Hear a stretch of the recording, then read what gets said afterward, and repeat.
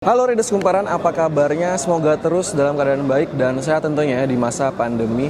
Hari ini gue akan melakukan review atau first impression dari motor paling baru Royal Enfield.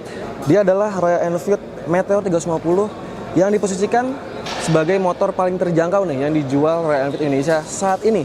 Motor ini juga menjadi menarik karena mengusung mesin baru, sasis baru, dan juga penyematan fitur baru. Kita akan bedah semua nanti motor ini dari semuanya. Jadi tetap stay tune di Kumparan.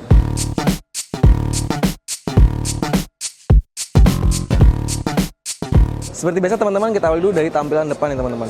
Kalau misalkan teman-teman lihat, ini sebenarnya memang wajah baru tapi masih kental banget dengan DNA khas retro tua ya dari Royal Enfield. Bisa dilihat nih untuk penggunaan lampu depannya, dia masih menggunakan headlamp berbentuk bulat. Tapi sekarang ada semacam teknologi DRL nih di samping list sininya nih.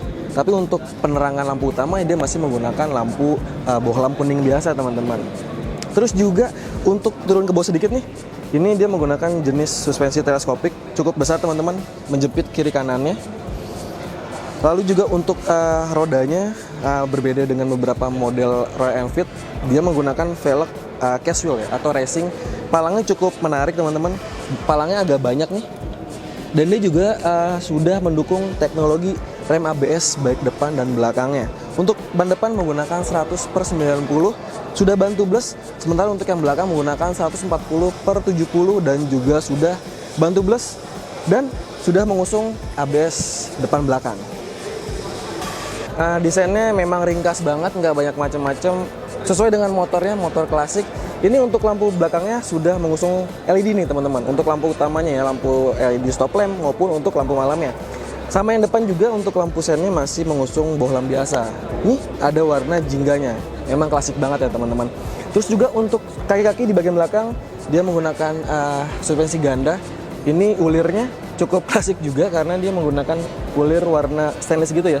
Dan ini ada pengaturan preload teman-teman untuk menyetel ketika melewati beberapa jalan gitu kan, itu bisa diatur lagi teman-teman. Pun juga ketika berat badan ya, ini bisa disesuaikan lagi untuk suspensi belakangnya.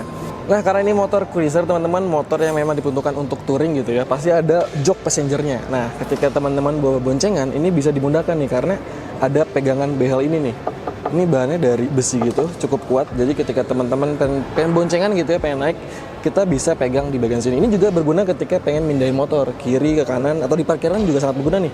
Untuk pegangan handle di bagian belakang ini. Untuk swing armnya sama seperti motor Enfield, dia masih menggunakan banana arm juga nih di bagian belakangnya. Cuman memang tampilannya jadi agak sporty atau modern karena yang tadi gue bilang sudah mengusung velg casual ataupun velg racing teman-teman. Dan inilah tampilan samping dari Royal Enfield 350 Meteor ya. Bisa dibilang ini memang konsepnya menyasar motor cruiser teman-teman. Kenapa? Karena untuk desain joknya itu dia agak rendah. Itu jadi salah satu ciri motor cruiser. Terus juga untuk stangnya nih, untuk stangnya juga dia agak tinggi dan melebar ya. Karena ini motor ini dikonsepkan sebagai motor cruiser yang easy ya. Jadi memang untuk pengendara yang baru coba motor ini akan dimudahkan untuk pengoperasiannya. Kayak misalkan kita ingin naik gitu kan. Nah, ini dengan tinggi badan 170 ini masih bisa menapak tuh. Bahkan hampir sempurna. Dan untuk area stang, karena tadi gue bilang untuk stangnya agak tinggi dan melebar, untuk area ini nih jadi agak lurus, jadi nggak bakal berasa capek ketika dikendarain. Lalu juga untuk injakan kaki dia agak sedikit maju nih. Jadi memang ciri khas banget motor cruiser ya. Yang paling menarik yang ada di Royal Enfield 350 Meteor ada di sektor jantung mekanis ya teman-teman. Ini diklaim menggunakan totally new engine. Dia menggunakan mesin paling baru yang pernah dibuat oleh Royal Enfield. Mesinnya menggunakan seri J dengan kapasitas mesin 349 cc, 4 tak, SOHC, pendingin udara, dan juga pengabut injeksi tadi gue bilang. Dan karena ini mesin baru, untuk output mesinnya dia lebih besar dibandingkan klasik 350 ya, yang masih menggunakan pengabut karburator. Untuk tenaga maksimal di 20,2 daya kuda pada putaran mesin 6100 rpm, dan torsi maksimalnya di 27 Nm pada putaran mesin 4000 rpm teman-teman. Dan di motor ini juga menggunakan semacam engine balancer shaft ya, jadi untuk mengurangi getaran nih. Ini seperti di motor Enfield Himalayan, lalu juga di Continental GT maupun di Interceptor. Karena yang kita tahu ya, untuk motor-motor Enfield seperti klasik gitu kan, itu getarnya memang sangat berasa ketika dipakai di jalanan. Tadi kita udah bahas sedikit ya untuk tampilan depan, mesinnya juga, belakangnya juga. Kita akan lihat untuk fitur apa aja sih yang ada di motor Royal Enfield ini. Ini teman-teman untuk kuncinya, ini hampir sama juga dengan klasik 350 ataupun klasik 500 ya, ini hampir sama. Nggak ada banyak pengaman macam-macam. Kita akan lihat nih untuk tampilan speedometer ya. Ini sangat bagus teman-teman. Karena kenapa? Ini jadi salah satu speedometer yang berbeda dengan Royal Enfield kebanyakan ya. Ini ada beberapa pattern warna birunya nih, dan ini meskipun memang masih analog nih, tapi di bawahnya ada digital nih. Ini kita bisa mengetahui beberapa informasi dari trip A, trip B, trip full juga, lalu juga ada keterangan jam sampai ada posisi giginya juga teman-teman. Lalu yang paling menarik di motor ini adalah fitur trip navigation, adalah fitur konektivitas ya antara HP dengan juga motornya. Ini lebih ke fitur maps aja. Jadi ketika teman-teman pengen pergi gitu ya, ini kita bisa pairing gitu dengan aplikasi Google Maps dan bisa disambungkan dengan Tripper Navigation di Royal Enfield ini. Pengoperasiannya cukup mudah, tinggal kita konekin aja lewat aplikasi Bluetooth di aplikasi Royal Enfield. Nanti ketika sudah pairing, dia akan menunjukkan arah gitu ya di bagian speedometer sebelah kanannya ini. Ini juga mirip dengan kepunyaan Vespa GTS Supertech. Itu hampir mirip teman-teman. Untuk informasi arah-arahnya ya. Di bagian saklar kanan kirinya ini berbeda dengan Royal Enfield yang sudah pernah kita review ya.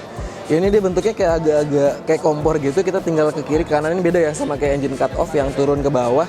Ini juga di bagian kirinya untuk mengatur lampu jauh, lampu dekat, atau pas beamnya kita pakai tombol begini nih.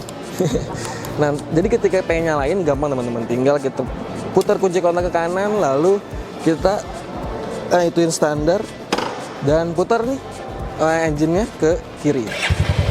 Nah, ini adalah suara dari motor Royal Enfield teman-teman. Royal Enfield 350 Meteor ya. Jadi memang meski dia mengusung mesin injeksi gitu ya teman-teman, ini untuk ciri khas suara Royal Enfield yang dep itu masih ada di Royal Enfield 350 Meteor ini. Karena memang untuk pabrikan mereka bilang untuk karakter suara itu masih banget dipertahankan di motor terbaru mereka ini. Bagi teman-teman yang penasaran dengan harganya, untuk yang gue review ini adalah Meteor 350 varian Fireball ya. Ini paling murah dibanderol sama Royal Enfield Indonesia dengan harga 85,1 off the road. Nah, jadi teman-teman itu bisa naik lagi ya. Kalau nggak salah 15% untuk jadi harga on the road-nya. Lalu juga untuk varian yang setengahnya ada Stellar di harga 86,5, dan paling atasnya Supernova, dia ada varian, ada komponen windshield-nya dan juga ada backrest-nya, itu dijual dengan harga 87,9 off the road semua teman-teman. Jadi segitu dulu video first impression gue review dengan Royal Enfield 350 Meteor. Jika kalian suka dengan video ini, tekan tombol like, subscribe jika belum. Sampaikan pendapatmu soal motor ini, dan sampai jumpa di video kumpulan otomotif berikutnya. Gue Bagas cabut. Bye-bye.